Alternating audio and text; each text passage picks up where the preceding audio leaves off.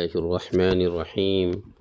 دوستو، میں محمد نوشاد قاسمی آج آپ لوگوں کے سامنے ایک بہت اہم پیغام لے کر کے حاضر ہوا ہوں۔ دوستو، اللہ تعالیٰ نے ہماری قسمت میں جتنا رزق لکھا ہے وہ ہمیں مل کر رہے گا، اور وہ بھی ہمیں موت سے پہلے ملے گا۔ بس ہمیں اللہ پر یقین کرنا چاہیے، اور ہمیں اپنے حلال مال کو حرام طریقے سے نہیں کمانا چاہیے۔ لکھا ہے، شہر بغداد میں ایک بزرگ تھے، وہ اونٹ چرا رہے تھے۔ نماز عصر کا وقت ہو گیا تو ان کے دل میں یہ خیال آیا، بلکہ انہوں نے عزم کیا کہ کاش کوئی نوجوان آ جاتا تو ہم اسے کچھ دیر اونٹ چرانے کے لیے کہتے اور 2 آنا اس کی اجرت ہم دے دیتے۔ اتنی ہی میں ایک نوجوان بھٹکتے ہوئے آیا۔ بزرگ صاحب نے اس سے کہا کہ آپ ہمارے اونٹ کی کچھ دیر نگرانی کر دیں، میں نماز عصر پڑھ کر کے آ جاتا ہوں۔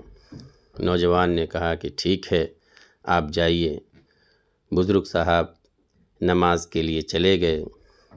اسی درمیان وہ نوجوان کی نیت میں کھوٹ پیدا ہو گیا، اور ان کی نیت بدل گئی۔ وہ اونٹ لے کر کے فرار ہو گیا، اور شہر میں جا کر کے اس اونٹ کو فروخت کر دیا، اور اسی قیمت میں جو قیمت بزرگ کے دل میں آئی تھی کہ اگر کوئی نوجوان اس اونٹ کی تھوڑی دیر نگرانی کر دے تو ہم اسے 2 آنا اجرت پہ دے دیں گے۔ وہ نوجوان ٹھیک 2 آنے میں وہ اونٹ کو بیچ دیا، اور وہ 2 آنا لے کر کے آدمی کو اونٹ سپرد کر کے چلا گیا۔ جب بزرگ صاحب نماز عصر سے فارغ ہو کر کے وہاں پہنچے تو دیکھا کہ اونٹ وہاں سے غائب ہے۔ پھر جب وہ شہر کی طرف نکلے تو دیکھا کہ ایک شخص کے پاس وہ اونٹ کھڑا ہے۔ اس بزرگ صاحب نے کہا کہ یہ اونٹ تو میرا ہے۔ انہوں نے کہا کہ ہاں، میں نے جس سے خریدا مجھے بھی لگا کہ یہ اونٹ اس کا نہیں ہے، اور اس نے مجھ سے 2 آنے میں بیچا ہے، لہٰذا آپ ہمیں 2 آنا دے دیں اور آپ اپنا اونٹ لے جائیں۔ وہ 2 آنا اسے دے دیا اور اپنا اونٹ لے کر کے وہ جانے لگے۔ میرے بھائیوں، اس میسج میں آپ غور کیجئے کہ اس آدمی کی اجرت بھی 2 آنے بن رہی تھی، اور بزرگ صاحب نے بھی 2 آنا اجرت دینے کا دل میں خیال کیا تھا، اور اسے نماز بھی پڑھنی تھی، اور اونٹ کی نگرانی بھی کسی نہ کسی سے کروانی تھی۔ اللہ تعالیٰ نے یہ سب کام انجام دلوا دیا، اور اونٹ کی نگرانی بھی کروا دی، اور اونٹ بھی محفوظ رہا، اور وہ بزرگ صاحب کے 2 آنے بھی خرچ ہوئے، اور اس نوجوان کو بھی 2 آنے ہی ملے۔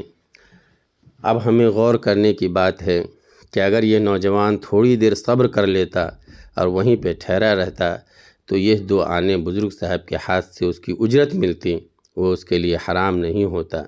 لیکن اس نوجوان کی بے صبری کی وجہ سے انہوں نے بیچ دیا، اور وہ حلال رزق کو حرام طریقے سے کما کر کے راہ فرار اختیار کیا، اور شاید وہ اس میں اپنی دانش مندی اور عقل مندی ہی سمجھا ہوگا۔ اس لیے میرا کہنا ہے کہ اللہ تعالیٰ نے ہمیں جو رزق ہماری زندگی میں لکھ دیا ہے وہ ہمیں مل کر رہے گا، بلکہ رزق ہماری تلاش میں رہتی ہیں۔